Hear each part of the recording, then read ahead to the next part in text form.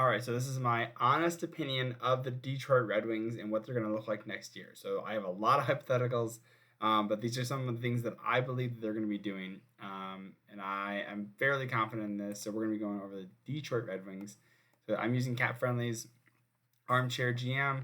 This is their other stuff from before. So we had $29 million to work with this up and coming year. So a couple caveats. Um, First off, like and subscribe if you really like this stuff. Let me know, and leave a comment because I'm doing this for the first time, really breaking down what I think is the Red Wings' actual plan. And it's an honest prediction because to me, I'm getting tired of everyone being like, "We should go for Allmark." I'm like, "No, you're not going to get him." Like, think about like real relationships that they have, team contacts that make the most sense for the players. Um, Kind of get an idea of what is in Steve Yzerman's head, because let's be honest, no one knows what's in Steve Yzerman's head, so this is a complete guess. But based on what we've heard, I've taken all the rumors and everything that you've heard from other Red Wings and just compiled it into everything and what I think could happen. Now this isn't exact, right? So we're working within some of the parameters, but I think this is the general idea of what the Red Wings are going to be doing. So tear into it. Let me know what your thoughts are on this. If you think this trade sucks, that I've done several trades. So let me know if they suck. Let me know if the signings don't work. If you don't agree with them, hey, make your own. But leave a comment down below. It helps out small creators like me. So we're starting off with the 24-25 Red Wings. And so what we're seeing is that we're going to have $92 million, which is about what they're going to have next year. So I should have flat $92 million. And we have several things we're going to talk about. So first off, I want to talk about what we need to get done. If you just saw the list, then that's fine. A couple things that they need done. They need to get a solid second pair defenseman. And the one that I picked is when I picked. There's many options. Matt Roy out of LA is a very common one right now. They think they can sign. You also need to get a top six forward, which also we addressed. A goalie, which we addressed. And some of these are through trades, through some of the free agencies. We also moved some contracts as well as moved out some contracts, brought some contracts in, just to kind of address some of those needs. And these can be done in different ways. And I also wanted to leave a little bit of cap space for the Red Wings so that they can do other moves as well. There are a couple people that I could see also moving, but a couple of them did not decide not to do it. One, because they either had no trade clause, or it was maybe a little more difficult to move them, and I just didn't see a possibility up to this point. But we'll see. Let me know what your thoughts are. Hit like, subscribe. Appreciate it. So, jumping right into it. I'm going to show you the roster so you can see it, and we're going to break this down. So, you have your top line of DeBrincat, Larkin, Raymond, right? So, first off, we're talking about Raymond. So, in my opinion, I have Sider and Raymond both taking 8-year contracts for $8 million. Give or take, right? Maybe it's going to be more closer to 8.5. Somewhere between 8 and 8.5 to me. I think I see Yzerman selling them on being able to do a Scheifele Hellebuck deal where they will sign for the same amount for 7 years. I can see them doing like a Kyrou Thomas thing, which happened in St. Louis, which we know Red Wings are very familiar with the St. Louis Blues. So GM Doug Armstrong. I think it's Doug Armstrong. So they're very familiar with each other and some of their philosophies. Hence, they've done plenty of trades together. So talking about those relationships and having those kind of conversations, that just makes the most sense to me. So first off, I think that's one of the biggest things that you need to get done. Now we're moving over. We have JT Compher. We have Sharon Govich. So let's go some of the trades just so I can show you these. First off, we'll just do this so that you guys will just do it in tandem. So I have Justin Hall going to the Pittsburgh Penguins with the RFA rights of Joe Veleno. So we know Pittsburgh is in the middle of trying to acquire lots of players who have played in the NHL or potentially NHL ready. We know that Justin Hall is familiar with Kyle Dubas is familiar with Justin Hall playing in Toronto Maple Leafs, and I also think that Joe Veleno is actually a good player. I just don't know if it's going to work out for him in the Red Wings system because he got off his UFA or his ELC.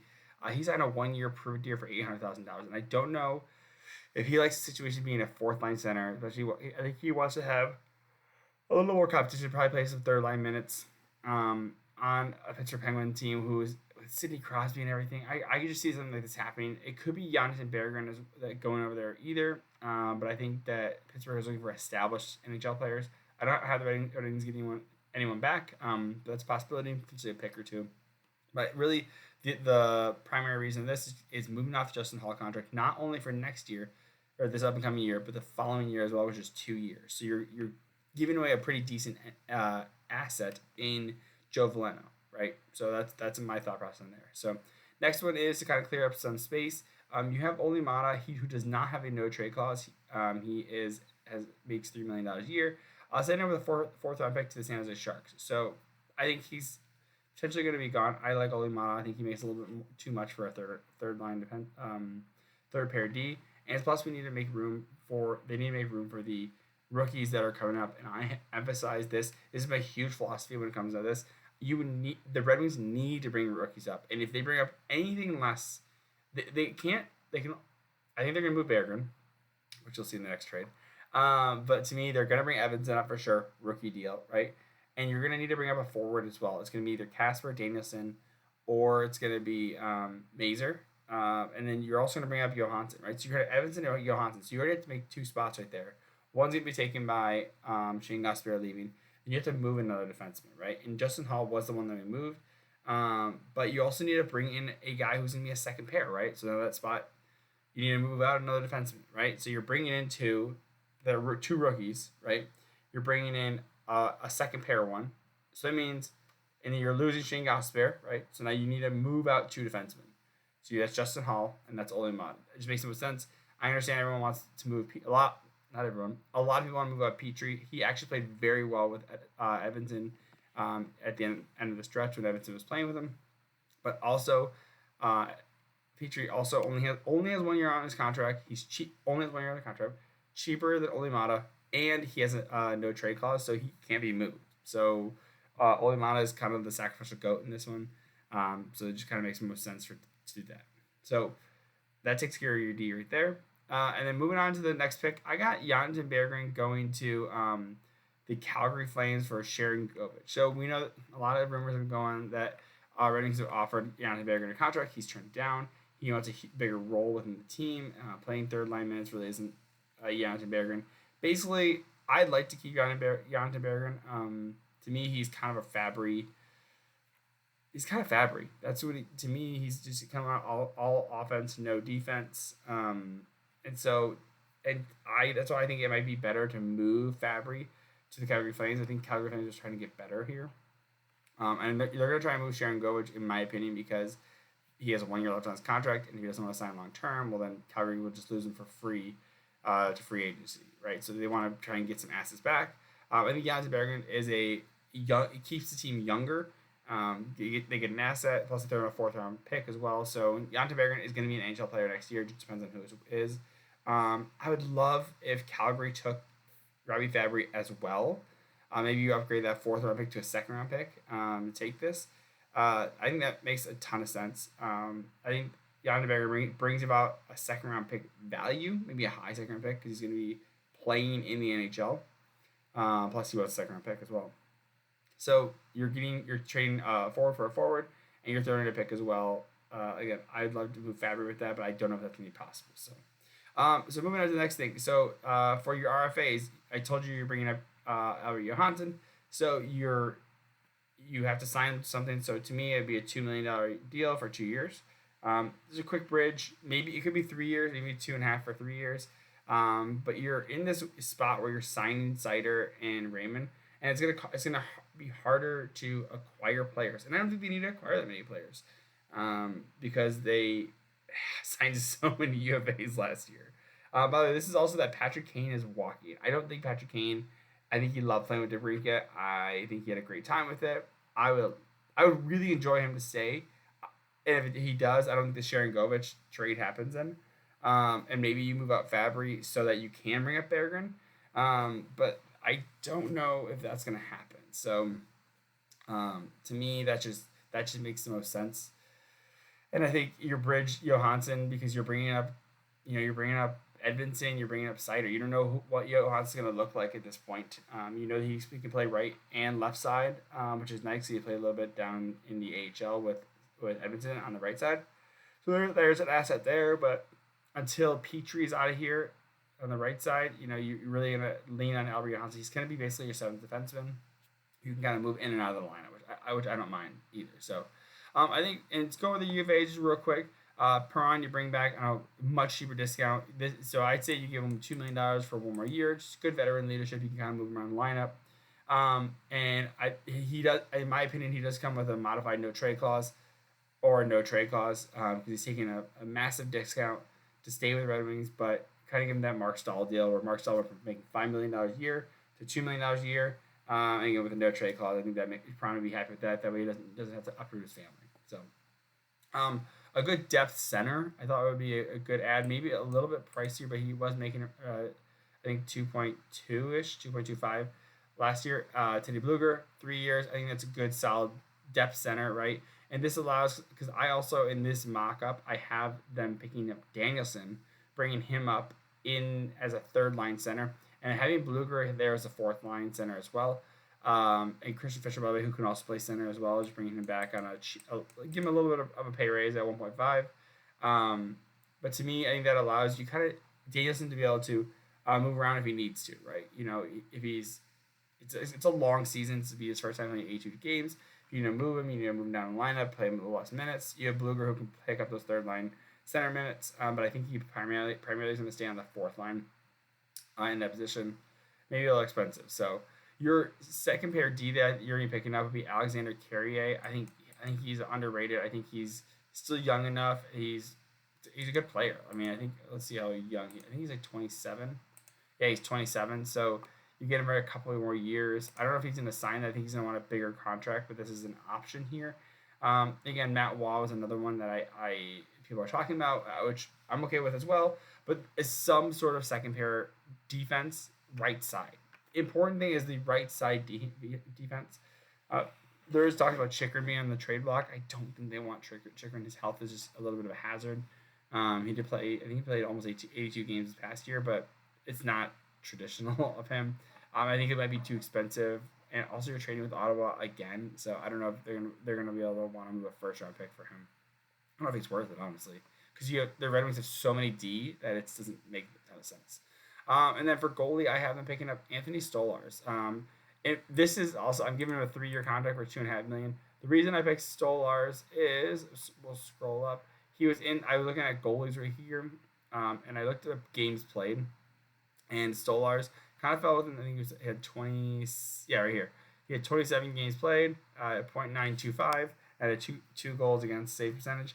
So to me, the nice thing about him is that he gives a little bit. In my opinion, he's winning the Stanley Cup, which is why he's getting 3 years. So he's gonna make a lot more money, or a couple more years, little more money. I think he was making. If we just look here, Stolarz, where you at? So I just had it. Stolarz right here.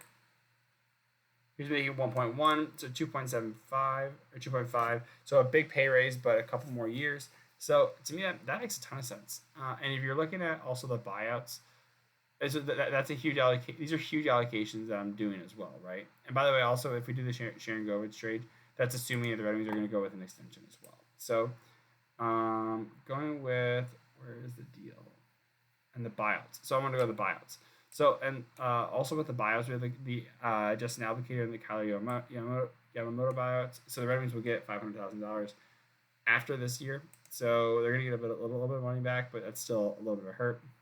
So I end up having $3 million at the end of this right here, which is not a ton, but it is something that if the Red Wings are deciding to go on a playoff run, I think this year isn't the playoff run time either. I think what you're going to be doing is you're going to be bringing prospects up and just getting them developed. I think it'll be close. I think if the Red Wings fall with like 90 points, really pretty much playing for a playoff spot at the end. I don't think they're gonna make a big trade deadline move either, similar to what they did this offseason. But again, I think the $3 million gives them a little bit to play with if they want to decide to go out and get someone. But it's nothing crazy. Again, you can move someone like a Robbie Fabry who has a bigger contract, and he has a UFA or 1 UFA year. So, all right. So we have going through the roster. we have DeBrincat, Larkin, Raymond.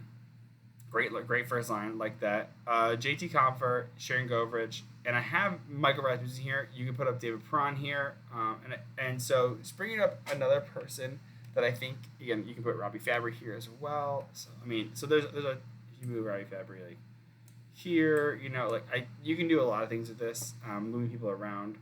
I think Carter Major is a guy that they're gonna test out on the wing.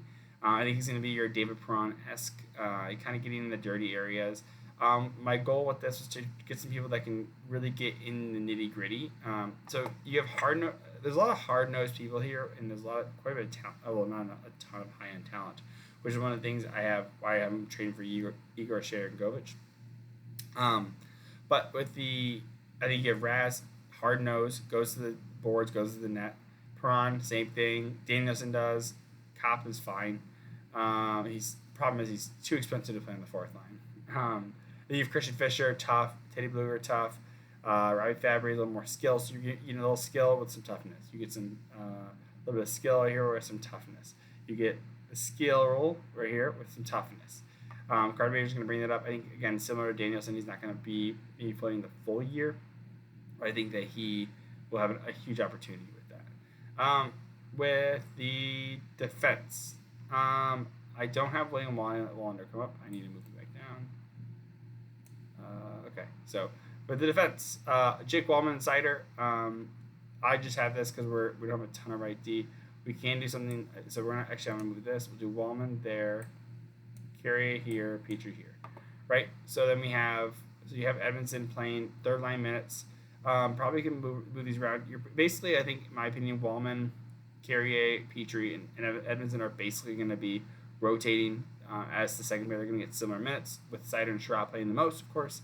And it makes a ton of sense. Carrier going to kind of hold that right side down. Again, Petrie will be gone after this year, so you can continue to address that. Potentially bring up Axel Sandy Pellica is not coming up. He's not going to be ready. He's still in the SHL this up-and-coming year anyways. Gibson was just signed. Toomey still don't know if he's ready. But the right side is really where they're starting to hurt. So this is why you go out and get an Alexander Carrier. Maybe you bring up, maybe you move Johansson to the right side, or you have focus on the right side. I think that'd be awesome, because I think that just makes no sense. Again, you can move Sherratt around as well. There's a lot of different things you can do here. And again, so to me, the assumption is if you can't move Husso, who does have a 10-team no trade clause, and that's my biggest hang-up, is that I had a Gibson trade ready for Husso, but Husso is a 10-team no trade clause, which traditionally is the 3 California teams and the 7 Canadian teams. So of course, Anaheim falls under California teams. So I don't think you're gonna be able to move Billy Husso, and you do only have him for 1 year. But mind you, you're also looking for someone so that because Costa is going to be taking the reins of the starting goalie this up-and-coming year for 2024-25, and potentially gets a couple games, but he's not coming up here to play full-time. He might start as a backup in 25-26, so you need to have a goaltender that's in the system that's going to be here for a while, that has some stability. You can go out and sign Anthony Stolarz for 1 year, because then all your goalies are gone after 1 year. Husso has 1 year left, Lyon has 1 year left, and so does Stolarz. Stolarz would have 1 year left. So you have to sign someone that's going to be here for a couple of years. Again, I like the Gibson trade personally, but you have to move out a goalie as well. And I think you want to keep Alex Lyon because he's cheap. And again, Husso has a no trade clause, so I don't think he would take it. And I don't know if he would leave it either. So this is another assumption that you can't play Lyon 40 games. You can't. Billy Husso has a injury history now, so you don't even know if you can play him right now. So I'm going to try and put Alex Lyon for around 30 to 40 games. Husso, I'd like to play him as much as we can. I'd like to play him. Stolarz, he's getting up there in age, right? He's not old. He's 27. That's why I gave him a 3-year contract as well, to kind of give him some stability. Ironically, Red Wings picking up another Florida Panthers goalie. But to me, Stolarz played 27 games last year, and Bobrovsky playing the rest. So to me, Stolarz probably could take on a bigger role, playing it, again, 30 games, let's say. You have Lyon playing 30 to 40 games, and then Husso can fill in from there. To me, that makes a ton of sense. You're going to rotate 3 goalies. Red Wings definitely needed it last year, and with some of the inconsistency they have, I'm okay with this. I'm definitely okay with this. I just think it's really important for you to get the Red Wings in some young guys, right? So that's why I think it's minimally you're bringing in an Edmondson, right? Maybe you're bringing in Berggren as well. Dude, what if they can move out Fabry and bring up Berggren? I'd love that. I think that'd be so good. But I don't think they do it because I don't think Berggren wants to sign a contract. Anyways, so I think Mazur's going to be another one. He's really fighting for this position. I think he'd be good. I think he's a little young still. I think he had a really good season, but I think he's a little young. I think I'd like to play one more year as a top line player and really get established. Again, and you have dude, that'd be so cool because you could have Carter Major taking over the Perron spot for the following year, and you have Berggren taking over the Fabry spot for the next year. Again, but playing up higher in the lineup, I think this could be really good. I'm happy. I'm pretty happy with this. The nice thing is Rasmussen also can play center. So if they want to move Danielson over, play Cop up here. Let's do this. If we did Cop up here, and then you had Danielson play on the wing to start, and you had Raz play there, something like that. So there's a lot of options here, and I think this kind of gives you the flexibility. That's the biggest thing right now is you need to bring up young guys, you need to bring up flexibility, and they need to be not ready. They need to be start to mature in these positions so that you can play these guys long term on cheap contracts and get them acclimated to the system because the Red Wings have so many young players. Mind you, the next year they're going to bring up Marco Kasper. They might bring up Elmer Soderblom, right? Cross Hannes has a year left. Like, you're having these guys, like Emil Vero is probably going to come out the following year. So you have all these guys. You need to start cycling these guys through and start using them properly, right? Kosa, where's he didn't sign his contract yet. Trey Augustin did not sign his contract yet. Never mind. Anywho, so this is my thoughts on the roster. Let me know what your thoughts are on this because I'm pretty happy with this. I'm pretty excited about it. I think it makes a ton of sense. Again, you can swap some players out. Teddy Bluger, maybe you don't sign him for that long. Maybe you don't bring Christian Fisher back, but you need to bring in a top line player. I think it's a good trade with Sharon Govich. Signing Alexander Carey is right-handed defenseman. Again, you can do Matt Roy for that instead. I don't think you buy out Jeff Petrie because I don't think it makes sense. I mean, what if you do? Let's play a game. Let's try it. Let's try buying him out. So take him, drop him in buyout. Let's see what that looks like. The buyout penalty is 1.5. You could just pay him for, but now you need a fill-in defenseman, right? So now you gotta go sign a free agent defenseman. See, it just doesn't make sense to me. It doesn't make sense. He's at 2.3. It's almost 1.6. He's at 2.3. You just save the money for the following year. Take him out, right? And look, so now that we have all this again, we're almost at $4 million in cap space. So I think that they didn't calculate it properly. But anyways, it's about $3 million and ends up falling out to about $3 million. I don't think that cap probably likes that I just said that. So anywho, let me know what your thoughts are on this. This is an honest reaction. Hit like, subscribe. Let me know what your thoughts are. I don't think I'm crazy on this. I don't think it's so insane. I think it's pretty rational. But I had so much frustration with all these people talking about the Red Wings and what they could do and getting Omar or like going out and getting like just silly trades. And I was like, no, it's gonna be pretty rational trades. I even think the Sharon Govich is kind of a stretch too, right? But they're not gonna go out and sign like Jake Gensel to a $9 million contract, right? They're like that doesn't fit their window. They want someone who's younger, they can trade for that has a year left. I mean, to me, genuinely, I would love a Mitch Marner. I think it'd be great. I think it'd be a huge player that would change the dynamic of this team and honestly move it forward a year in the rebuild. I think Kane stops the bleeding, but it doesn't help long term. This is my idea. Let me know what your thoughts are. Appreciate it. Love you. Hit like and subscribe, and catch you soon. Appreciate it.